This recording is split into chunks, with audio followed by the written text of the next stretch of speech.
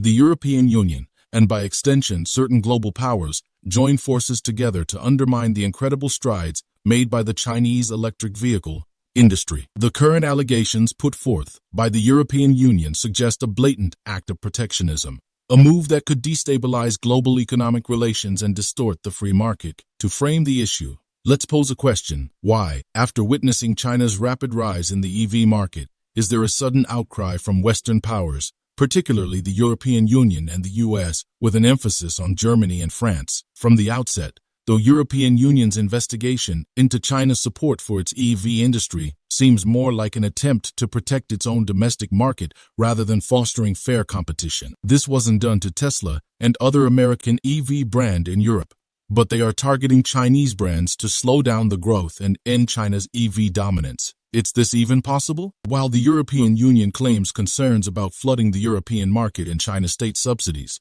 the Chinese EV industry's success is not merely due to government backing, but is, in reality, a result of intense market competition domestically. The fact that Chinese cars exported to Europe retail at nearly double their price in mainland Chinese markets is a testament to the strength and competitive edge of China's EV industry. Hello and welcome back to Innovative Check YouTube channel, where we delve into the innovative and transformative projects changing our world. If you're new to the channel and enjoy learning about innovation stories around the world, you've come to the right place. Please subscribe, like, and comment to help boost our videos on YouTube. Now, let's begin. The sentiment echoes, especially when we turn our eyes to Germany and France. Both nations, pillars of the EU, have been slower in transitioning to the EV future compared to China. It appears, in the light of these protectionist tendencies, that instead of competing head-on, they may be seeking to shield their industries behind tariffs and trade restrictions. Consider this. Does the outcry and sudden focus on China's EV industry genuinely arise from concerns of fair competition? Or is it perhaps an uncomfortable acknowledgement of a shifting power dynamic in the global market? Let's start with the United States, an iconic embodiment of capitalism and free market principles. The US, alongside Europe, has always championed the cause of free trade, open markets, and healthy competition. However, when competition emerges from an unexpected quarter, from the vibrant factories of China, we witness a shift in this narrative. Isn't it curious that those who once led the clarion call for a globalized world are now the very ones raising barriers? The European Union have always championed the cause of free trade, yet now faced with a competitive EV market led by China, they resort to measures that seem eerily reminiscent of protectionist policies. Begs the question, where do the principles of fair competition and free trade stand now? To phrase it in a manner that resonates with the ongoing dialogue, Europe is open to competition but not for a race to the bottom. It seems the EU might feel they're losing this race. However, let me bring attention back to China's perspective. The EU's current approach does a disservice to the objective view of China's achievements in the EV industry.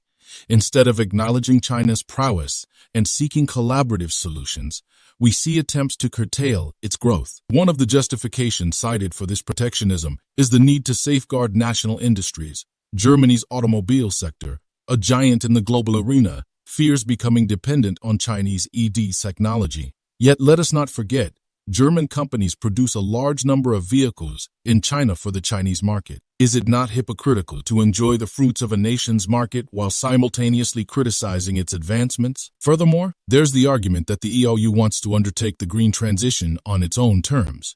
But isn't the bigger picture here about the planet? About reducing our carbon footprint collectively? Should we not be celebrating the fact that electric vehicles are becoming more accessible and mainstream, regardless of where they are produced? China's stance is clear. The investigations under the guise of fair competition are primarily a strategy to shield European industries.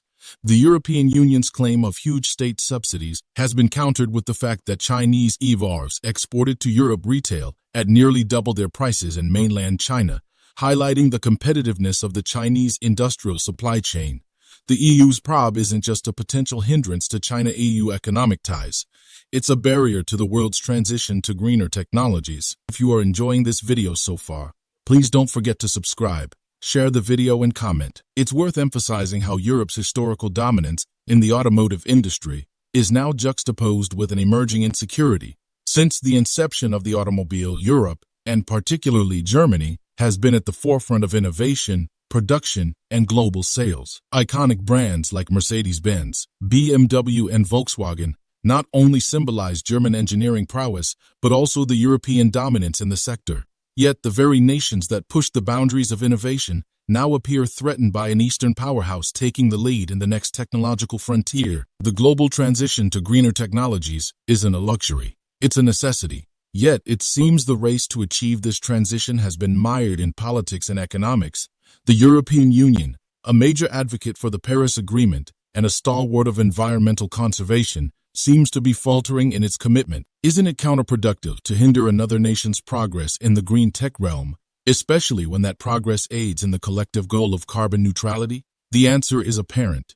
This is less about the environment and more about maintaining economic dominance. Subsidies are a standard tool used by governments worldwide to promote specific industries, especially those deemed crucial for future growth or national interest. Europe's contention with China's subsidies for EV manufacturers lacks introspection. Historically, European governments have not shied away from providing hefty subsidies to their automotive sector, be it through research grants, tax breaks, or even direct financial support. To cry foul when another nation adopts a similar strategy is an indication of an uneven playing field, wherein only the traditional giants are permitted the luxury of state support. Protectionism, in its very essence, harms the end consumer.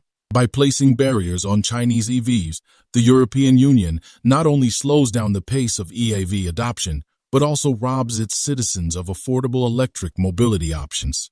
It's a double blow, both to the global green transition and to the wallets of everyday European citizens. As we stand at the crossroads of technological revolution and environmental salvation, collaboration is more critical than ever. The world cannot afford fragmented progress. The European Union and China, together with the US and other major players, must join hands to usher in the era of electric mobility. Protectionist measures will only delay progress, and in the face of impending environmental catastrophe, delay is a luxury we cannot afford. In a world striving for unity, equality, and environmental salvation, it is disheartening to see the reins of progress being pulled by the very champions of globalization.